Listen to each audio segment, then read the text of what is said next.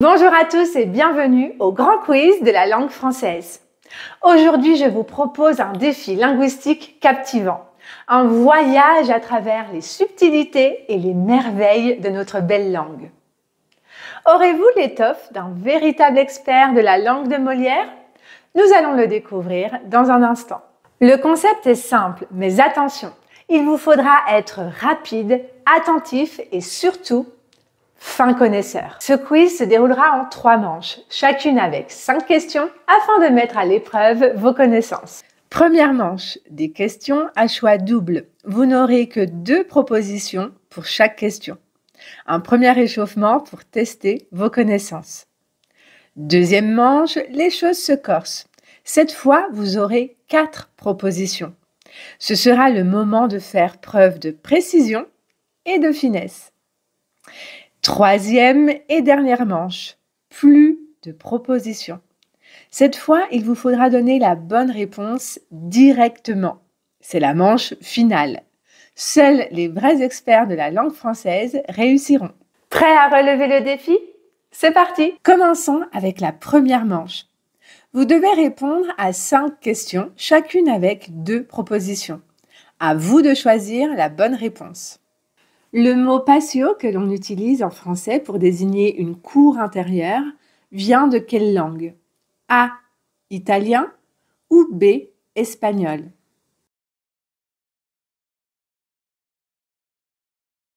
Le mot patio vient de l'espagnol. En parlant d'espagnol, j'ai récemment recommencé mes cours. Et pour trouver ma professeure idéale, je suis allée sur le site d'italki que j'utilise depuis presque 10 ans.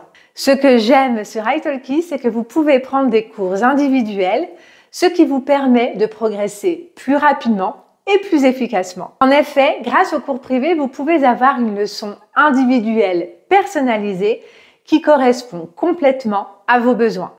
Dans mon cas, j'ai besoin de rafraîchir mes connaissances en espagnol afin de retrouver mon niveau avancé, que je n'ai plus, mais que j'avais il y a quelques années. Avec ma professeure, qui est une professeure native, diplômée et expérimentée, on a fait un test pour pouvoir évaluer mes connaissances afin d'établir un plan d'action qui me permettra de retrouver mon niveau d'avant. Correr la primera, la segunda, tomar. italki est une immense plateforme puisque vous pouvez trouver plus de 30 000 professeurs qui habitent aux 4 coins du monde. Si vous êtes débutant dans une langue, vous pouvez chercher un professeur qui parle votre langue maternelle pour que ce soit plus simple au début. Pour cela, vous pouvez utiliser des filtres de recherche qui sont à votre disposition. Concernant le paiement, vous payez par leçon, il n'y a pas d'abonnement. De plus, vous réservez votre leçon en fonction de vos disponibilités et vous pouvez prendre vos leçons depuis n'importe où, chez vous, au travail ou même dans un hôtel. Si vous souhaitez essayer italki, j'ai une merveilleuse nouvelle pour vous. Mon code MARINE5 vous permet d'avoir 5 $ gratuits si vous achetez 10 $ de crédit. Attention, cette offre est valable uniquement pour les 50 premiers utilisateurs. Pour plus d'informations, je vous invite à cliquer sur le lien qui est dans la description. Quelle expression signifie se remettre d'une grande émotion ou d'un choc? A. Reprendre du poil de la bête ou B. Mettre la charrue avant les bœufs.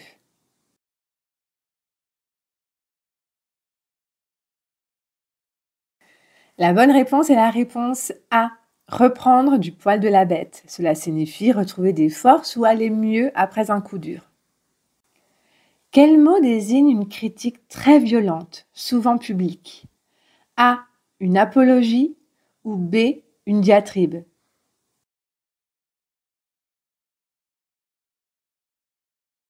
La bonne réponse est la réponse B. Une diatribe est une critique amère et violente, tandis qu'une apologie est un éloge de quelqu'un ou de quelque chose présenté dans un écrit ou un discours. Quelle phrase est correcte? A. Il a vécu des affres terribles ou B. Il a vécu des affreux terribles.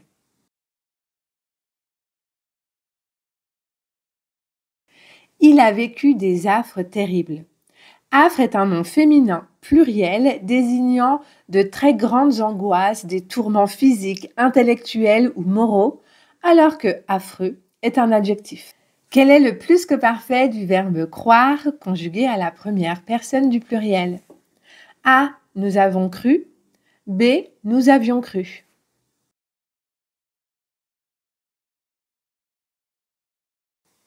La bonne réponse est nous avions cru. Le plus que parfait est composé de l'auxiliaire être ou avoir conjugué à l'imparfait plus le participe passé, alors que nous avons cru est le verbe croire conjugué au passé composé. Passons maintenant à la deuxième manche. Cette fois, le défi se corse. Vous devrez répondre à 5 questions, chacune accompagnée de 4 propositions.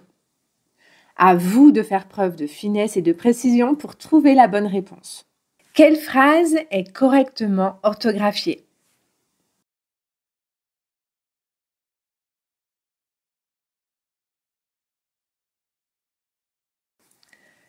Tenir en haleine signifie maintenir quelqu'un en suspense. Haleine, H-A-L-E-I-N-E, désigne le souffle, tandis que les autres mots sont des erreurs orthographiques. Quel adjectif signifie qui parle avec aisance et fluidité? A. Taciturne, B. Disert, C. Parcimonieux ou D. Lacunaire.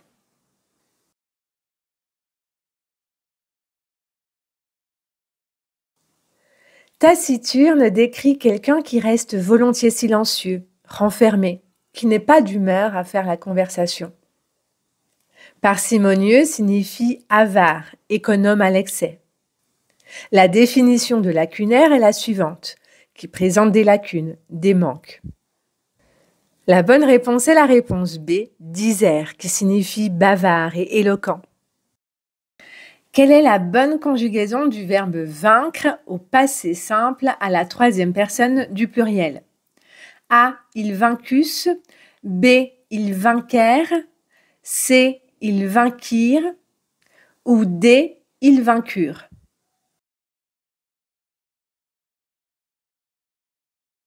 Ils vainquirent est la forme correcte du verbe vaincre au passé simple. Quelle expression signifie chercher querelle pour des détails insignifiants? A. Mettre la charrue avant les bœufs. B. Couper les cheveux en 4. C. Se jeter dans la gueule du loup. Ou D. Tomber des nues.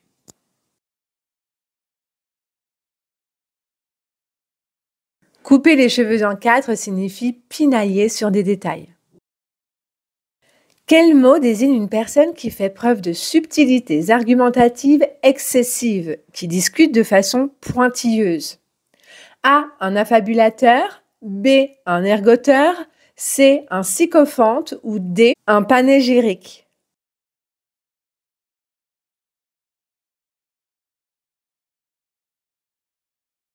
Un ergoteur est quelqu'un qui conteste ou chipote sur des détails inutiles.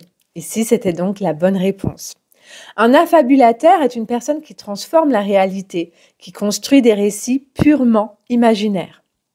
Un sycophante est une personne qui use de flatterie ou délation pour obtenir un avantage personnel, souvent par mensonge ou tromperie. Et enfin, un panégyrique est un discours élogieux. Nous voici arrivés à la troisième et dernière manche. Cette fois, plus de propositions pour vous guider. Vous devrez trouver la réponse par vous-même. 5 questions vous attendent, testant votre maîtrise du français dans ses moindres subtilités. À vous de jouer. Comment écrit-on le féminin du mot bénin?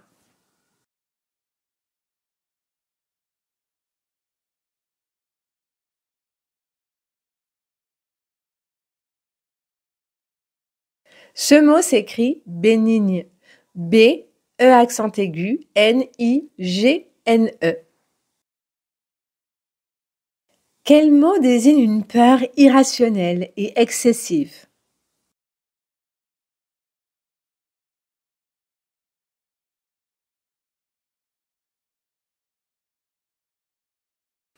Le mot que nous recherchions était une phobie.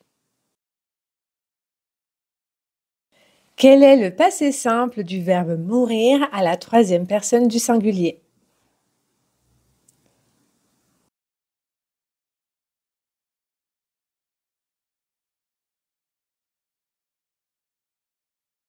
Elle ou il mourut. M-O-U-R-U-T. Quel adjectif qualifie une personne qui change souvent d'avis, de façon imprévisible?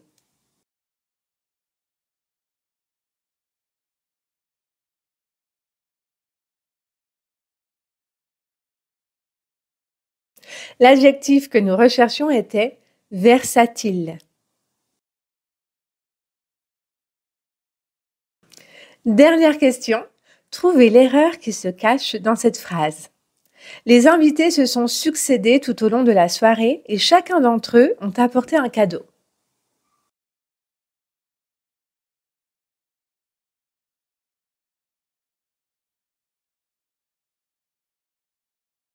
L'erreur se cache à la fin de la phrase. En effet, il faut dire a apporté, car le sujet chacun est singulier. Les invités se sont succédés tout au long de la soirée et chacun d'entre eux a apporté un cadeau. Comment s'est passé votre test? Vous avez réussi? Dites-moi dans les commentaires le résultat que vous avez obtenu. Mais comme d'habitude, gardons en tête que l'essentiel est d'avoir passé un agréable moment, et j'espère que c'est votre cas, tout en apprenant. Si vous souhaitez continuer à mettre à l'épreuve vos compétences ou vos connaissances, je vous recommande ce test juste ici et n'oubliez pas de vous abonner à ma chaîne. On se retrouve très vite pour de nouvelles aventures linguistiques.